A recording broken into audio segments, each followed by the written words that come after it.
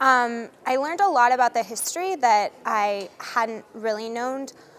Something we really remarked on was how little I think the international community knows about the genocide against Tutsi, and I think that was my takeaway, was that it's just so important to learn about the history of what happened so that we can ensure that future events like this don't happen and that we're really taking a stand against future acts of violence. I think one of the things that I've talked to my students, who I teach as a teacher, about is that if we don't learn our history, then we're destined to repeat it. And I think that was, the biggest message that I took away today, is that in order to promote peace and to live in a global community that's peaceful and supportive and neighborly, that we need to really ensure that we're understanding the gist of past acts that have happened and why they've happened, so that we can make sure that they never happen again. Oh, it was a full day, and in so many ways, I'm just really happy I was here. The educators that shared their perspective of things made me just want to sit in some of their classrooms and learn more. As Jim Waller was talking about the perpetrators and them being able to tell the truth and what their truth can mean to the reconciliation process was just some new thoughts to me. And to hear the stories of the survivors just touched my heart, and the courage that I heard again today just gave me renewed courage. And sometimes it's not just what people said, but just being with people. It's been good. I'd like the people, people have, I think, some preconceived ideas about what's going to happen at Commemoration or anything, but just to know that to come together is really important, and then to be able to share from our hearts and our desires and realize that we're all journeying together. I want people to know that. It's so easy to feel like you're alone and you're isolated sometimes, and when you come to an event like this, you realize we're not alone, and there's a lot that we can accomplish together when we get together. So I hope next time there'll be even more people. The farther we get away from genocide, sometimes we think that certain things become foggier, or we kind of forget things, but I'm finding certain things becoming more clear. Important lessons about how people continue to live afterwards. I mean, it's one thing to survive, but how do you continue to put one foot in front of the other? And I think that what I saw here and what I see as the years go, and even though it's moving farther away, is that the way we continue is by focusing on what we have. And we'll never forget what we have lost. In fact, in many ways, because of the courage and the legacy, it's not lost. And we see it even in the family members. But then focusing on what we have and realizing that, we can make a huge difference with what we have, and it just helps you appreciate so much more what we have. I came here today because I was one of the few who my family was able to get out before the 100 days, and I haven't really participated that much, and so I just wanted to come and really remember a lot of the people that I lost and see if I can learn something new. And as for what I've learned, my family, every day we talk about the genocide when we're together, and to me it was something that I know is a fact, and the fact that there's this, the new revival of the genocide denial, that was a new thing for me, because I have so many family members who it's a living reminder every day, and that there's people who would say that what they have suffered didn't happen. That was a shock to me, and it has renewed my interest and my willingness to go and really help educate and remind people that this happened, and that I don't want it to happen to anybody else. I think they should know that, well, living our lives is one thing, but we shouldn't ever forget what happened. And it was just a reminder that we really need to continually to educate ourselves and be more aware of what is going on. And even though we're living in diaspora, we are Rwandans, and we need to keep with our community and actually do more to help our own community. And that's why I really took away from today. Having been a chairperson for the committee organizing this event, one of the things we were hoping to accomplish was to bring together as many Rwandans and friends of Rwanda to commemorate, to remember, but also to think about what we can do as the international community to make sure that the past of Rwandans is not going to be anyone's future. So we were hoping that people would come here, listen to our stories, but most importantly, go home with a bias to an action that can prevent future genocides. One of the lessons that I learned is in regard to genocide denial. It never occurred to me that we might need to listen to the perpetrators' voices, to use their truth to fight, to combat denial. That's something that for a long time understood could be done by just using survivors' voices. But now it became clear that not only we need survivors' voices, but also perpetrators' voices and the experts. But of course, with a caution on what we call experts, because as you know, genocide denial is about those who are working to rewrite our history. I think it's important that we as the Rwandan community understand that just like we worked as sisters and brothers to stop the genocide, the future of the Rwanda is on our hand. It does not matter how busy we are.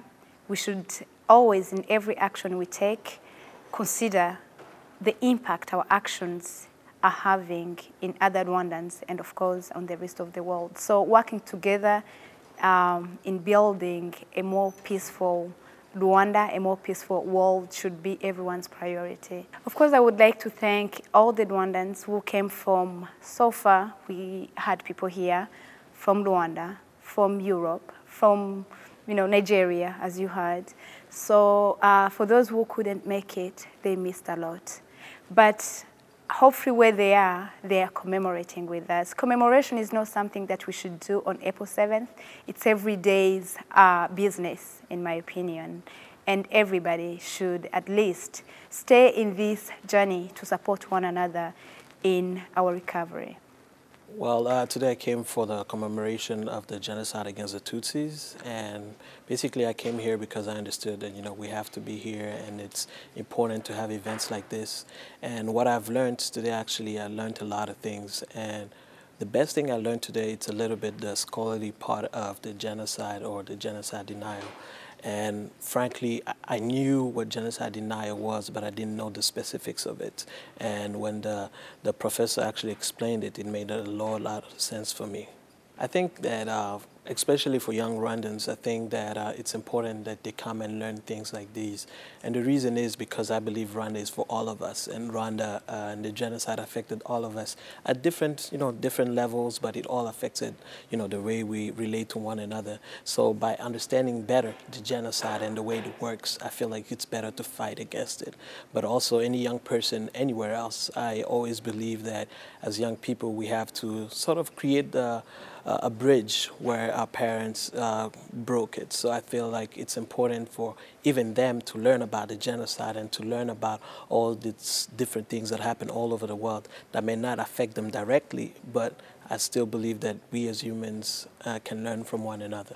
One of the things that we do, we organize Walk to Remember in many places around the world. Last year we had it in 20 locations in 9 countries. And you'll be surprised at how many people attend those events and they want to know.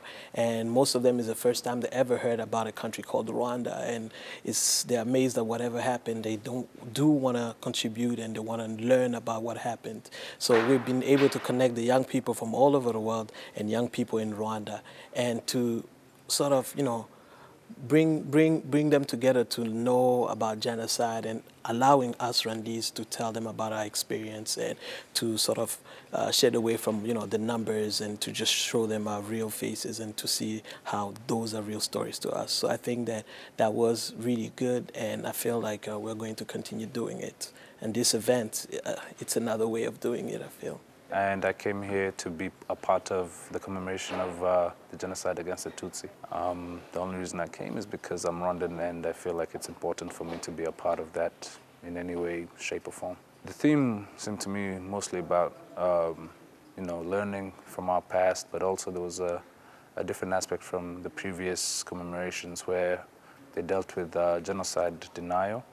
And most of all, I think what impressed me and what I think was impressed upon me was dealing with the problems from an intellectual perspective. Oftentimes it's an emotional moment, and we don't find a lot of intellectual decisions being made about, the future of Rwanda in this time of the year. But seeing people talk about it from an intellectual perspective and not take anything away from the emotionality of the genocide was very enlightening. And it gives me hope for the future of Rwanda and Rwandans as a whole. Honestly, I think the simplest message would be to continue being Rwandan. As a diaspora, it's kind of difficult not being home, and you tend to have other pressures in life. But I think it's important that we recognize where we're from, recognize whatever our country needs us to do, and what we need to do for our country, even while we're doing whatever we need to do to make it in these countries that we live in. I think that's the most important thing I'd tell them, to stay Rwandan and persevere for the better of their country. There is more things about the genocide that people didn't mention. There's a lot of sadness, and it wasn't a happy time. It was a time when everybody was sad. It's really hard for people to talk about it because they cry, and the people who survived are very lucky in that time. Light me a candle as I listen to the woman cry for her child hacked by a machete. Light me a candle as I watch her weeping in front of her raped daughter. Light me a candle as we look for the little love left echoing in the volcanoes. Light me a candle as we try to escort her to purify her chocolate face in Lake Kivu. Light me a candle, I lament for you my agony. Light me a candle, I voice my sorrows. Light me a candle, I narrate for you a story that rips my heart apart. Light me a candle, I tell you what I lived, survived. Light me a candle. What I learned was that there's so many people killed that I didn't know about, and there's so many that are here that survived it, and I was I didn't know a lot about it before, because I heard this speech of the woman who had to go in the bushes with her family, and that I started to understand what the whole thing is about, just to say what it was about, but now it's settled and everyone is in peace. I learned new things, Belgium was part of it. I never knew that. And that America could have done something but decided not to. I never knew about those things. And when they were saying it, I also felt mad a little bit that they didn't help us stop it, because a lot of people died innocently when they didn't do anything. And I just felt sorry for the people that died, because their life got cut short just because of animosity between two different ethnic groups. What brought me here today was to be part of the community and, of course, commemorate the genocide. And I came to also exhibit my work when I started 10 years ago exhibiting work that talked about child survivors of the genocide.